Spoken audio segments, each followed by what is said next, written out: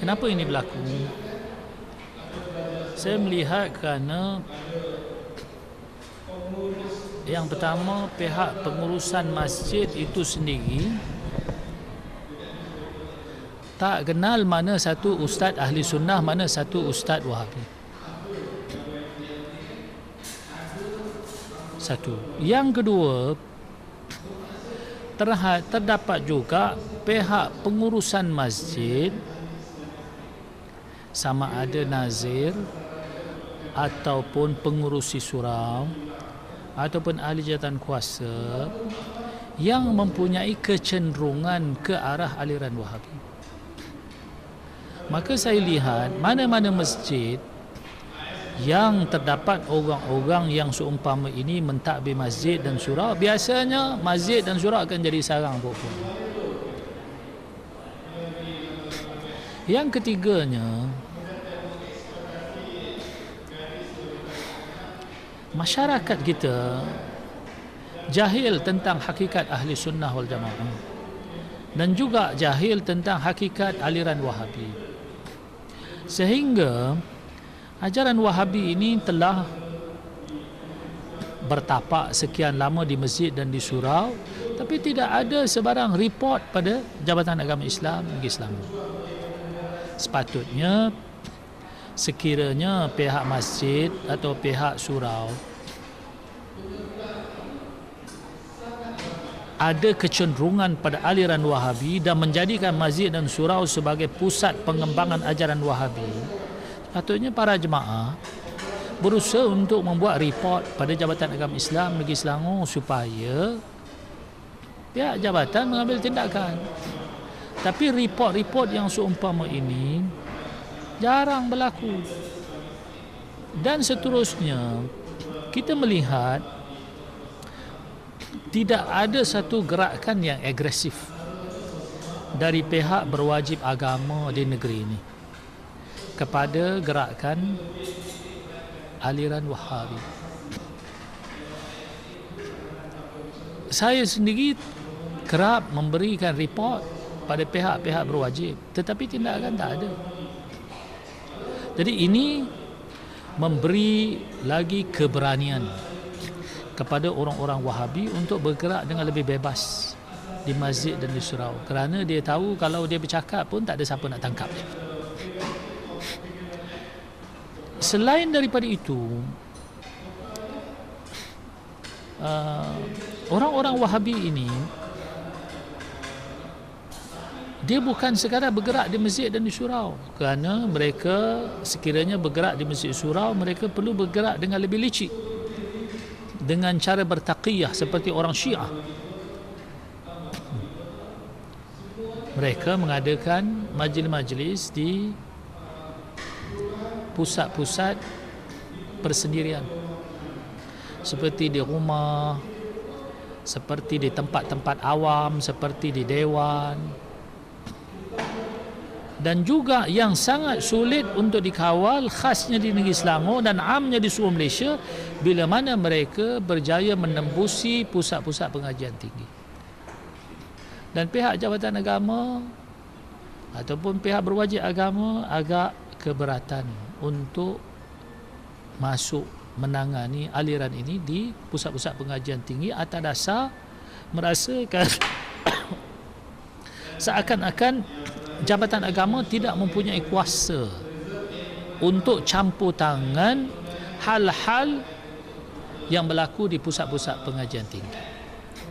So, bila begitu, keadaan untuk membentras aliran ini daripada terus menular memang sangatlah sulit. Memang sangatlah sulit. Wallahu a'lam.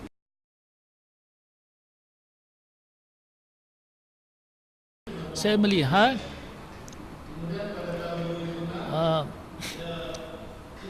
mereka berjaya menembusi laluan ujian untuk mendapatkan tauliah, berkuliah dan berceramah di negeri Islam. Kenapa? Kerana pada hari ini orang-orang Wahabi ini sudah terlalu ramai. Bukan sekadar tokoh-tokoh yang besar yang memang dikenali ramai sebagai membawa aliran Wahabi. Bahkan mereka telah melahirkan kadir-kadir yang sangat ramai. Yang kadir-kadir ini bergerak seirama dengan tokoh-tokoh besar. Dan mereka mohon tauliah dan terkadang oleh kerana tidak berhati-hati oleh pihak berwajib agama sehingga mereka ini diberikan tauliah. Dan saya lihat boleh tahan juga mereka yang beraliran ini mendapat tauliah. Namun kita sedang berusaha sedaya upaya daripada bahagian tauliah untuk mengenal pasti mereka daripada kelompok ini yang telah diberikan tauliah, dan kita berusaha untuk menarik balik tauliah ini.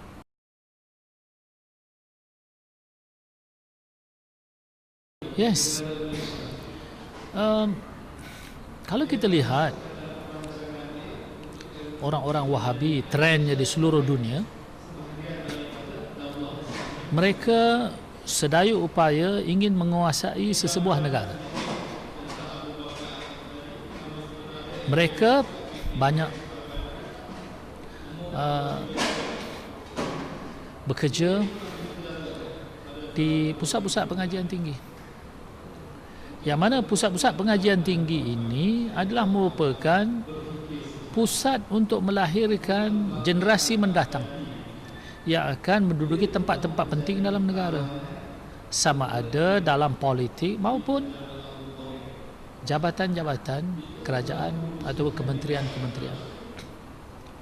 So, saya melihat ini satu trend yang berlaku pada hari ini, di mana mereka telah berjaya melahirkan ramai kadir-kadir Wahabi daripada pusat-pusat pengajian tinggi sama ada dalam negara maupun di luar negara. Yang mana pada hari ini hasilnya telah berjaya, di mana sebahagian besar daripada anak-anak didik ini telah menduduki tempat-tempat penting, sama ada dalam politik ataupun jawatan-jawatan besar tinggi dalam negara. Dan ini akan memberikan suatu, kita kata, jalan mudah untuk menggerakkan aliran Wahabi di peringkat negara. Jadi itu memang satu perancangan yang mereka buat, bukan saja di Malaysia, bahkan di seluruh dunia.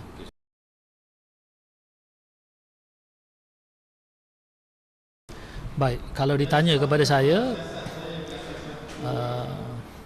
kedudukan mereka pada hari ini di tahap yang sangat bukan merisaukan, bahkan menakutkan dan menggerunkan.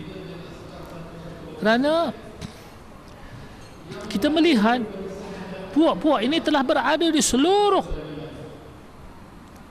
tempat-tempat penting dalam negara ini. Mereka ada dalam parti pemerintah, dan mereka juga ada dalam parti pembangkang, dan bukan satu pembangkang, bahkan beberapa pembangkang.